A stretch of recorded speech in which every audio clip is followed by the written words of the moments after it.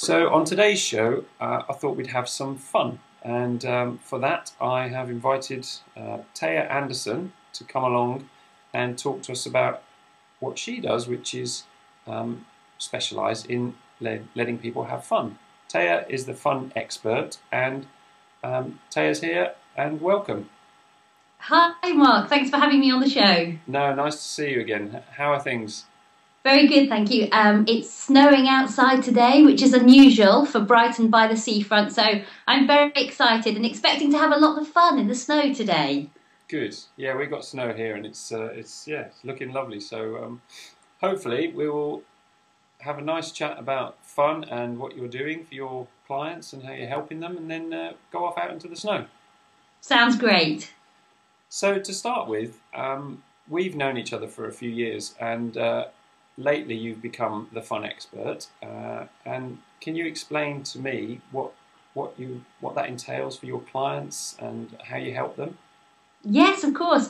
So becoming the fun expert, like you said, has been a bit of an evolution for me. I started out, I trained in NLP, neuro-linguistic programming, and hypnotherapy and life coaching as well. But at the same time, I've gone on a very big spiritual journey, which has kind of informed what I do. And so the fun expert came out of feeling like fun's not being talked about enough. It's something that people just see as a frivolous escape kind of thing that you can do when you've done all your work and you've got some free time. Yep. But it's not something that they're focusing on as a primary and important thing. But if you look at children, you can see that they naturally have such a great sense of fun and play and creativity as well. And kind of allow themselves to follow that in their lives and allow themselves to be guided by that. And for my own journey, from that and from working with people, I began to see how many people feel like they're in a box. They feel like their life is full of drudgery, or there are these expected roles that they have to play, you know, the perfect employee or the perfect partner or whatever that role is. And they're not allowing themselves to really follow their own joy, their own heart, their own soul, their own creativity, for various reasons, including that conditioning that, you know, that we get. As soon as you're grown up, you're supposed to behave very seriously and very sensibly, focus on earning money, and that's what life's about.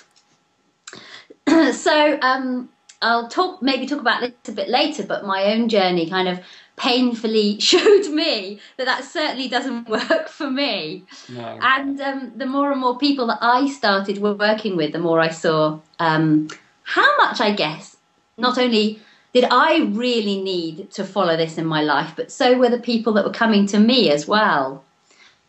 And I guess you could call me an intuitive coach. Okay. So it's about practically coaching people in their lives to embrace these principles and really be themselves. But the intuitive part for me is the real spiritual side.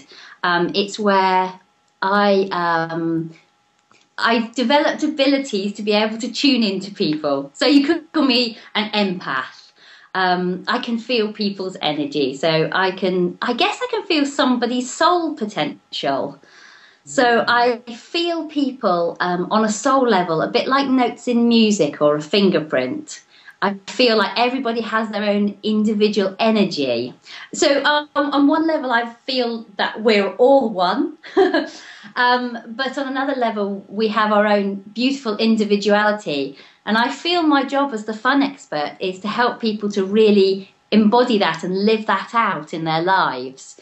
To get to really see themselves on that level, and by me tuning into them, I can reflect that back to them as well and help them to see who they are. And then to look at, well, how do you want to embody this and practically live this out and take this forward in your life? And I guess for me, that's the real fun. And I do believe your soul wants you to have fun while you're here, because it's a relatively short experience being alive.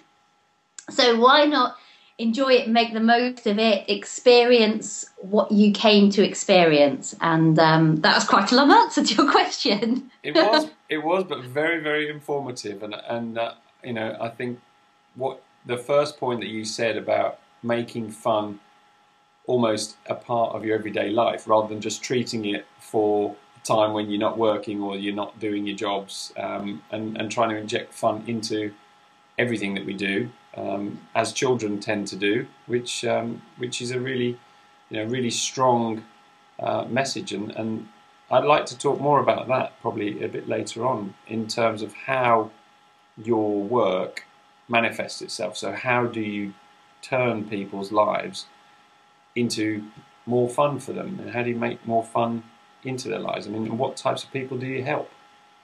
So I group them into three sort of general categories, which are on my website. So the first categories are the people that I call the fun enoughs. So these are the people that are generally happy with where they're at in their life. So their work feels good, their family life feels good, their friendships might feel good, but they don't feel like they're having enough fun, perhaps outside of work, or and that life is, they don't want to change the big building blocks of their life, but they would like some more. So they want some more creative expression, or some more joy, or to connect with their silly, playful side. And then the second group of people I've called the fun potentials. So they're the people that perhaps feel like they're in the wrong job, or the wrong relationship, or living in the wrong place, or some major things don't feel right for them. So these are the people that I often work with my breakthrough program, which is literally, as it sounds, breaking them through into what they want to be doing, what they really, really want to be doing. I recently had a lovely example of this, of working with somebody in New York. And she is a single mum, had been working in the same firm for the last 5 years, and was just feeling a bit stuck and a bit trapped. So I worked with her, and we started by saying, who are you really? What are your real dreams? What would be really fun for you? What would you wake up and love to be doing every day? And we kind of came up with a long-term plan, which she'd love to be volunteering with children in Africa. But in the short term, she said, you know what, if I'm really honest, I'd love to be working at a big fashion house in New York. This has been my dream, to go to work in beautiful clothes every day, and to be able to do something that's much more creative than my current job. So we've been working together, I think it's for about 8 months now, and actually last week, she got a job at Ralph Lauren. Wow. So we're both really excited about that. That's brilliant. So she's a good example of somebody that was looking to change her life in a really big way. And sometimes that's kind of love life for people. I recently worked with someone to help them to find somebody, which they have, which is wonderful. And then the third category is let me just check, the fun explorers. So they're people that are already in perhaps creative work that they love. And I often end up working with people that are writers or artists, or people running their own business, doing coaching or spiritual work, or therapists. But they've got questions about, what next? I'm a bit stuck with this, and the way that I'm working doesn't quite suit me.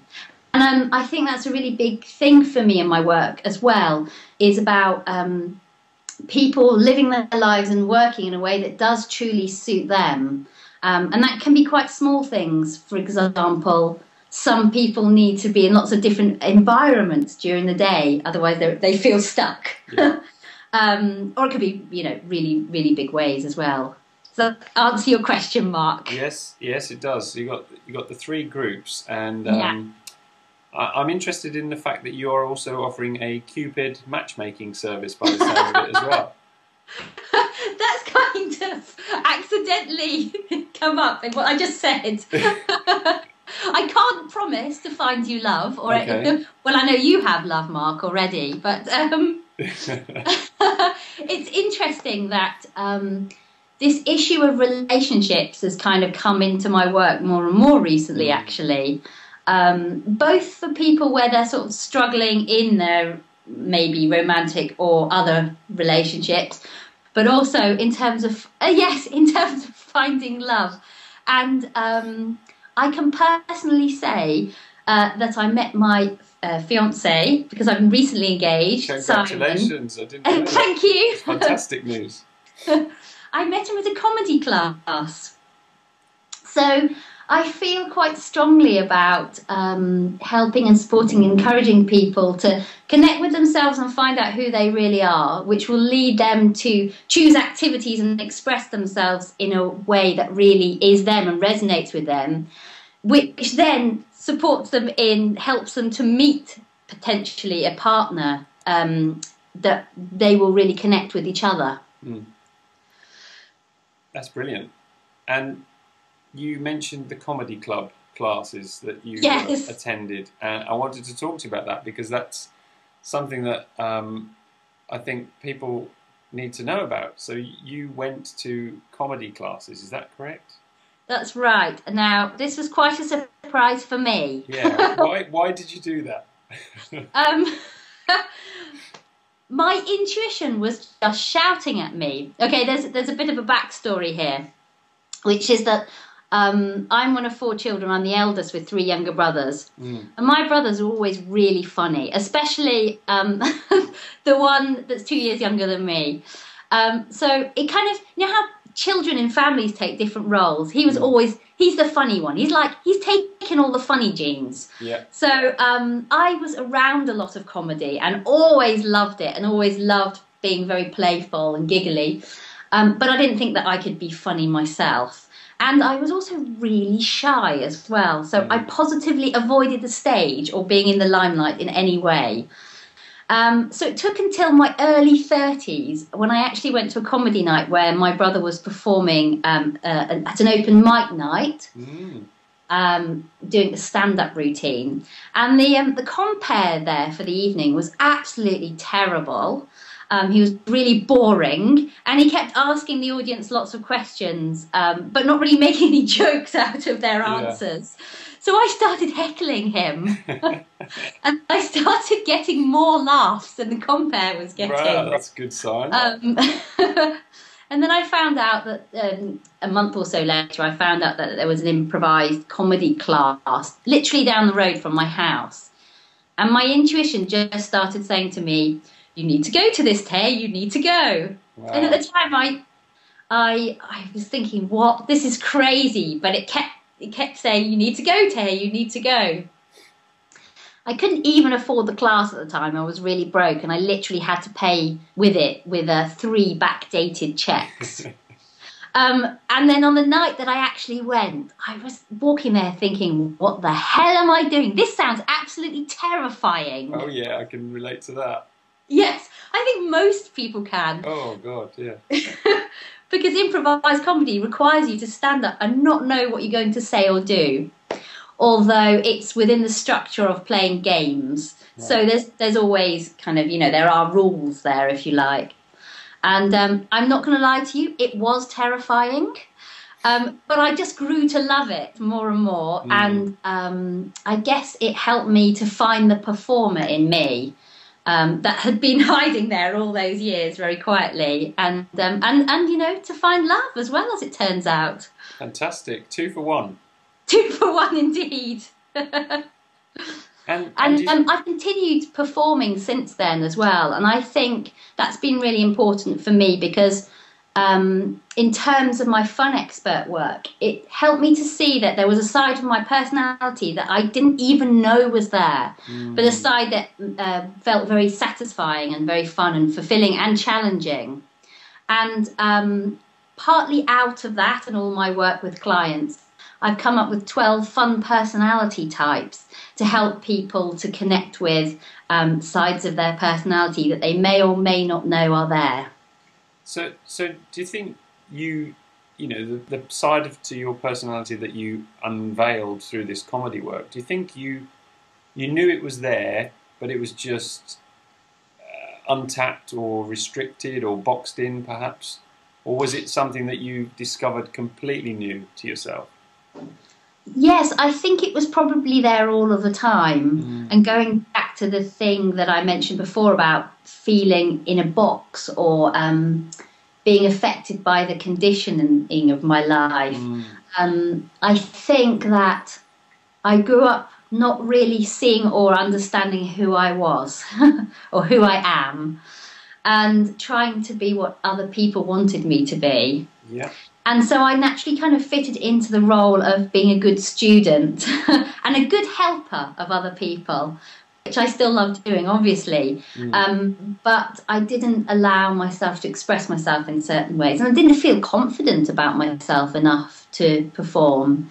So I think it was sort of lying dormant under there. Yeah. And I feel, like I say, I feel strongly about helping people to feel and express perhaps the sides of them that are lying dormant, that could potentially give them a lot of fulfillment and a lot of fun. And I think that's really interesting, what you said about the fact that your personality was boxed in, and now you help people to become unboxed, as it were, and if they've been conditioned or restricted or playing a role or doing what they're supposed to do in employment or raising a family or whatever that happens to be for them, but discovering this side to them, the fun side, the personality that maybe you lose throughout the years of conditioning. That's really interesting, especially as you've gone through that. And to be fair to you, giving yourself a baptism of fire by going to do comedy. I mean, I couldn't, honestly, Tara, I couldn't think of anything more terrifying than standing up in front of a group of people with a mic and not knowing what you're going to say and try and make them laugh. Yes. So, yeah, I mean, it really is going in at the deep end, isn't it? Yeah, fair play to you for pulling that one out of the bag. That's brilliant. Thank you. I think I want to say something about courage, actually. Not to big myself up here, because that was scary and that did force me to be brave, I guess. But I feel that courage is a really important thing. And it's an important thing for all the people that I work with as well. Because I think often when people feel fear about something, they can feel like it's the wrong thing to do. Yeah. And I'd like to say that my fear became less as I performed comedy more. And, I think most people can relate to that in some way, whether it was even learning to drive or something that they were quite scared about. The fear becomes less the more you do it. But for some things, it never totally goes away, So I learnt, I guess, to just be with my fear and respect it as part of the process of expansion, if you like. Yeah. And part of that for me was that part of the reason that I felt that I could push myself forward to do the comedy was because before that I'd had actually quite a painful and difficult time. And through that journey, I'd learned that being courageous and pushing yourself forward could really heal you, bring you the friendships and the relationships that you wanted, and move you forward in every way in your life. Yeah, I can relate to that as well in different ways, but it's so true. When you feel afraid, the bravery that you need to get you through it is short-lived. It might not need to be something that you have to fight up big courage for, but just taking the step towards your fear can break down some of those barriers, can't it? Yes, absolutely, yeah. And bring amazing things about, even for some people, if that's just going to a class that you've had it in the back of your mind for years. I'd love to go and try this art class, for example, but I'm scared because I was told at school that I was no good at art and you have to get it right first time. Yeah. And I'm going to be in a room full of strangers. But if you're able to acknowledge that fear and still step towards your heart's desire, or what your intuition or your soul is telling you to do, or what just feels fun, then I think that can bring amazing things. So I guess what I'm saying is fun in a way seems for me to go hand in hand with with a level of challenge sometimes. Yeah, Yeah, and like you say, it's probably because we're trying to undo all the conditioning that we've had over the years of school and business and playing roles, and go back to our true self, which is the child in us, to create the fun, to follow what you believe is your purpose, but break through those layers of conditioning to actually do it, and that's the fear. That's the fear, because that goes against our survival patterns often. You know, everybody has slightly different survival patterns, but they can be grouped into certain categories. Yeah. So some people's survival they feel it depends on achieving or helping other people, Yeah. or being, or being the rebellious one even sometimes, actually. And that they will help us to feel safe and in control and to be loved. And often, you know, as you probably know, those survival patterns are the thing ultimately that sometimes lead people to the crisis, that makes them that look at them, or just to feel stuck or bored, or like life is drudgery, that force them then to wake up a bit and kind of say, you know, who am I really and what do I really want? Yeah, absolutely, yeah. And life can be joyful. You know, you can allow yourself to be silly and playful and break out of that serious straitjacket that we're told to keep ourselves in. Yeah, and I think business and life pressures can force you to forget that it's here to, you know, we're here to be enjoying our lives, not just doing the work and doing the family stuff, and just you know, open up and enjoy it as you go, which is often very tricky unless you have this focus on fun mindset. It's often very tricky, and in my sessions I'm often dealing with quite deep, sometimes painful, very deeply emotional things for people. Yeah. Because, you know, as we're kind of saying, as you expand, as you move towards the things that are your heart's desire, yes, you're inevitably going to come up against sometimes painful things from the past as well. So, as I say on my website, I'm serious about fun. There's a serious, deep and meaningful side, and there's a silly, playful side. But I try and always bring in as much creativity and fun and play into my actual work with people as well. And obviously sometimes it's appropriate to be very serious and go very deeply. And sometimes it's appropriate to get someone jumping around the room to the most silly song they can think of to get them where they need to go. Yeah, exactly. And I think, you know, it's obvious from this video that you do bring that bouncy essence of fun into everything that you do anyway, in terms of sessions or life. So you live your values, you live you're very authentic to what you're offering. Thank you, Mark. That's really important to me to walk my talk. Yeah. It is, and it's in terms of a trust element, or, you know, people only need to talk to you or see what you do to get that feeling, which is very good, very good. Thank you.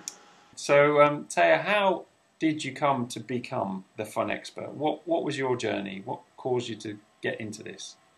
Well, Mark, it was quite a long journey for me. It really started about 10 years ago.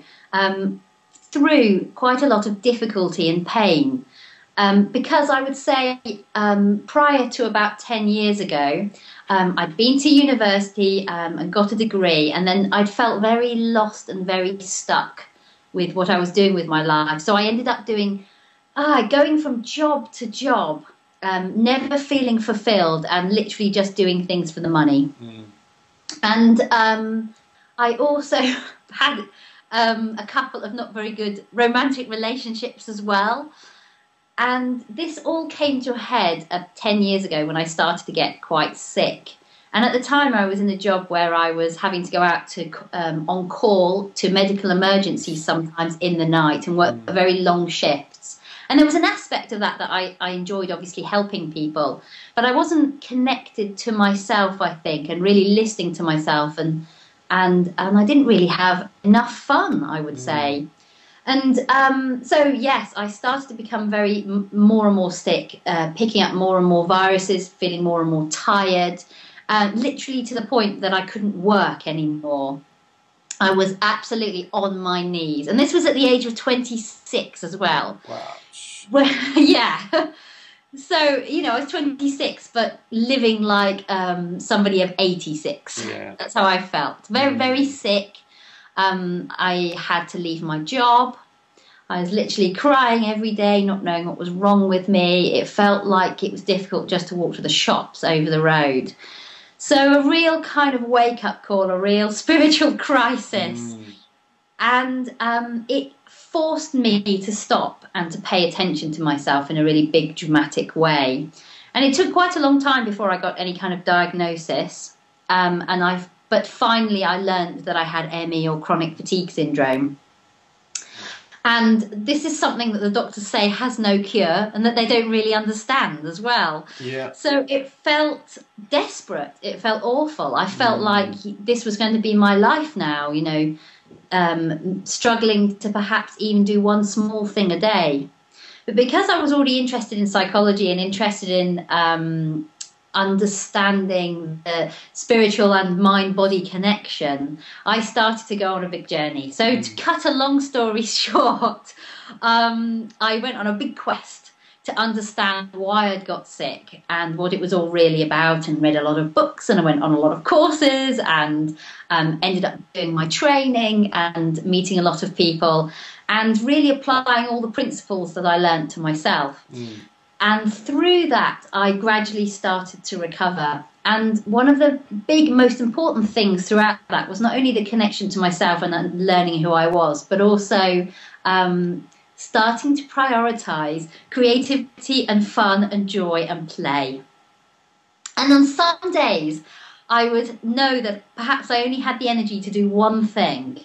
But I started to see that if I chose something that was uplifting and inspiring and engaging and sometimes social, that it would actually give me more energy. So yes, it was a combination of listening to those, releasing the conditioning, listening to myself and all the emotions that I'd suppressed over the years, and following my joy and following my heart and my fun, and learning to see those things as important. Yeah. So that journey literally got me better. And I've been completely well now for 3.5 years. And I think having lost my health and then regained it also gives me this immense appreciation of life as well. Yeah. And perhaps enhances my sense of joy and fun, because to be able to go out dancing feels like a miracle. That was so beyond me for so many years. And it literally felt a little like people say when they've had near-death experience. So I didn't have an actual near-death experience, but I feel in some way I gained the results of that, which is that appreciation of life. Yeah, it's almost, I mean, it sounds like, physical body shuts down as the final stage of its realization, or your realization that you were doing the wrong things, weren't feeding yourself in terms of energy or whatever else that you needed. It's amazing to have that experience at such a young age, but then to go through it and come out the other side and feel like you've shed a skin of an old lifestyle and come into a new stage or a new life yourself. So it's great that you've gone through that experience in a way, not wishing it on anybody, but the fact that you learn from it and you develop and you come out more true to yourself, perhaps. Yes, absolutely. It was interesting because I had a reading from your brother Lee. A number of readings actually that were really helpful to me. And one of them said that before incarnating, I'd actually chosen to experience this illness to release myself and to support other people in their journey of waking up. And at the time I thought, what kind of a choice? That was a stupid decision on my part. Yeah. When I was very sick, I thought that. But obviously, now and even back then, I appreciate the gifts, the enormous gifts that experience has given me. Yeah. And Lee also talked to me about my energetic sensitivity, and that I could feel almost everything in other people, and I literally absorbed sometimes other people's negativity or misery into my own body as a desire to heal them. Yeah. So I went through an enormous journey as well around understanding my gifts of that, around that. and that now I work with being able to do that and it not negatively impacting me. So you've built your barriers. You put your I barricades. built the boundaries. That's right. Good. Exactly. Good. and often end up working with that with other people as well who are sensitive. And can you feel the imprint through Skype as well, or audio calls? Can you get that? Absolutely. So the majority of my work is over the phone and on Skype because I work with people all over the UK and quite a lot in America and other countries as well. So absolutely, Mark. Well, for the rest of this interview, I'm not going to say anything. Well, okay, so that's going to be interesting for the people listening in. So let's talk about the work you do and how you help people, and just if you can give us an example of what a fun session with Thea involves, because it could be misconstrued, obviously, but it could. You've got to be careful about that. Let's talk about the real, honest version of what you do and how you can help somebody. So, I mean, maybe use me as an example, or I don't know how you want to play it. That sounds good, Mark. So when I talk to somebody, I always work with the person in front of me and what's going on for them. Because I know some people work in a very structured way. I like to work in a very creative and fluid way. So somebody always comes to me with some kind of a problem, an issue, or mainly to do with feeling stuck in some way, or that life isn't quite what they'd like it to be. So the first part is always for me to really kind of hear what's going on and then kind of diagnose what the issues are. So what's really going on behind the surface? Okay. And how is that person not being able to truly be themselves or live their life in a way that they'd like to? And I mentioned the 12 fun personality types. So I often get people to take that quiz as well and find out what fun personality types they might be. And they can do that on your website, can they? They can do that on my website, yeah. Okay. And I give you an example of 3 of them, just so people have an idea. So, for instance, three. So, first one is the adventurer. So that's for people that feel like they love to go on trips, go on holiday, or even need different locations to be in during their day. The second one is the earth spirit. That's people who feel very connected to the earth and they love to create, whether that's gardening or cooking around the earth. Okay. And the third one is the socialite. So that's somebody that feels like they need to see people a lot. Otherwise, they start to feel very withdrawn and upset. So they're kind of a basic guide for people before they even speak to me to have a look at. And often people find they get a lot of insight just by taking the quiz or one of my other questionnaires that are up on my site. And they start to see where things might not be working for them. And then depending on what the issues are and what they need and what's going on, we'll then start to look at creative solutions for them. So that might be that we use a tool or a technique of which I have many and I'm constantly developing them as well to help them to get in touch with the emotion or the inspiration or the idea that they need. And then I spend a lot of time supporting and guiding and inspiring and encouraging. And alongside all of that, I will be, as long as somebody feels happy for me to do so, tuning into that person as well. So tuning into a kind of the soul level of where they're at and what they need, but also emotional level as well. So not to blow my own trumpet, but I often have my clients say to me, I can't believe you can feel that, you know, that I know what's going on with them. Not that I can read minds, but I can feel energetically what's going on. Well, that is an amazing gift, and I think if you combine that with helping people to release the fun and deal with whatever energy feelings that you're getting, that's a really powerful cocktail of solution, as it were, for people to help them move along. It seems so. Yes, people tell me so. Thank you, Mark. No, we are honoured to have you amongst us. Oh, you're so kind. So let's assume, okay, of those 3 types, when you said adventurer, earth spirit, and what was the third one? I said the socialite, yes. Socialite. Okay, so I'm probably feeling a little bit maybe like the socialite at the moment. And what was the criteria around that person? It's somebody that needs to see people. They need a lot. They need social contact or conversation on a regular basis. And Okay. and without having enough of that, they start to feel low and withdrawn and lonely, or not know what's going on for them. Okay. Well, let's assume that that's me at the moment. How w- should we do a little fun exercise now? Yes, of course. Yeah, absolutely. In fact, yeah, let's do that. I'm going to. I thought of one before that would be nice maybe for you, Mark, and for the people that are listening as well. Okay. So Great. for those of you that are listening, if you want to just take a moment, just actually let's just have a breath a moment, all of us. Just connect with ourselves. And you can actually close your eyes if you want to. Okay, I'm going to do that. Yeah. So actually, Mark, I'm just going to take you on a little journey and we're just going to see what comes out for you. And also for the people that are doing this at home or wherever they are.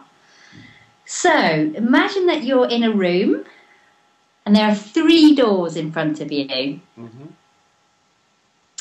So the first of the doors is in front of you and is to your left. And it can look like whatever kind of a door that you would like it to look like. Any colour, any size, use your imagination here. Hmm. And you know that when you go through this door, you're going to go into your childhood land. Now, this isn't the land of your actual childhood. This is the place where you're going to connect with your inner child. The child that was within you as a child, but the child that's also in you now as an adult that perhaps gets a bit ignored sometimes. And when you open the door and go through into this world, you're going to see the most wonderful things. So it's this exciting, fun, playful world. And it can be whatever you want it to be. And to help you, you might want to think about something that you actually loved as a child. So for me, I really loved climbing trees. So there's going to be a lot of trees in there. And you can bring in other people as well. So now open that door and step through into that world. And just have a look around you. What can you see? So what does the landscape look like? What does the sky look like? What fun, exciting and playful things can you see around you? And is there anybody else there? And you can bring in anything, you know? You can make it as fantastical, as silly, as calm and peaceful. Whatever you feel like putting there, you can put there. So what can you see in your world, Mark? Well, you might not be surprised at this, but initially I could see a bit of scenery, a bit like the Teletubbies land. So Yeah. green hills, lots of grass, lots of flowers. But right in the middle of it is a group of probably 20 or 30 people playing football. Aha. And yeah, for me, football was very a very big part of my childhood.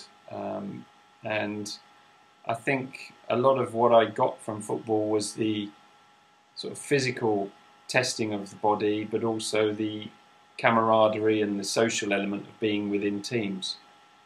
So that really fits into what you were saying about the socialite earlier. It does, doesn't it? I've only just realised that. But yeah, so that's what I can see. Beautiful blue skies, occasional clouds, lots of sunshine, and just generally a very positive, happy, playful vibe. So it feels good by the sounds of it. Can you feel that feeling in your body? Yes, straight away when you started to ask me to think about it, yeah. And can you breathe that in for a second? Allow yourself to take that in. That's something I forget to do occasionally, is breathe. Yeah, it's kind of a useful thing. Yeah, breathing deeply, I should add, rather than breathing full stop. It's it's often a very good leveler, just taking time to breathe. Absolutely. And in this childhood land that you've created, can you also breathe in the that the joy, the happiness, the freedom, the feeling of playing football, all of the senses of that world that you're in. Great. And let that actually fill up the cells of your body, permeate your energy, perhaps fill you with the glow of it. Good. That's working. That feels good? Yeah, it feels very good, right to the tip of the skin, you know. It's that kind of tips of your fingers and the tips of your toes. Yeah, wholesome. Wonderful. Very good. Well done. So when you're ready and you feel really full of that feeling of fun and enjoyment and play, then you can find the door again. Can you see the door? No, I'm not coming out. I'm staying there. We've lost Mark. I can see the door, but it's moving further and further away. What a disobedient client you are. Well, just to reassure you that we're going to look at how to take this feeling forward into your life now. So you don't have to leave the feelings behind. And I promise you, you can revisit this land any time you want. Okay, good. Always there inside of you. So can you see the door now? Yes, I can step through it safely. Now I know it's coming with me, yeah. Okay, good. Thank you. So can you see the middle door? So the second door? Yes, I can, yes. So I'm going to do this part quite quickly. We'd spend a lot longer in a session, but I'm aware I've got some time constraints. So as you open the second door, what you'll see in there is your adult land. So this is about taking the feelings of childhood forward into your life now. Okay. And behind that door, you're going to see a wise figure. So it could either be a version of yourself, or it may be someone that you know from TV or the movies, or you've read about in the book, or history, someone alive or dead, that you know is going to really help and support you. Okay, can you step through the door and see that person? Yes, yes. And once again, create whatever landscape and sights and smells and tastes and make that world feel real for you. Okay. Okay, and so now we're going to ask that person that's standing there for you and for the people at home listening, how can I take this feeling forward in my life, in my adult life? And just listen to what they have to say for a moment. And this can be on a real practical level, you know, literally that for you, Mark, you might be playing more football, or it might be just allowing that sense of childhood freedom and fun and play into your life on a daily basis a little bit more. Yes. And it can be on an energetic and emotional level. It could be that you need to speak to somebody. It could be anything. I'll just give you a moment to hear what they've got to say. So, what does your wise person, Mark, have to say to you about that? He says that it's important for me to be having more sport and fun time in my life. So whether that's with my children or me out playing football, doing what I need to do to enjoy that social feeling, but also the physical challenges that sport presents. So yeah, that's what he's saying. But also the fun element at home, making things more often, seeing the funnier side of things more often. Does that all feel possible for you? It feels possible. It feels possible, yeah. I feel like there'll need to be some steps that I put in place to make me move towards it. But yes, it feels absolutely possible. Great. And can you see what those steps are? And obviously if we were doing a session, we'd go into this in a bit more detail. Yes. Yeah, I can see those first couple of steps very easily. Wonderful. Okay.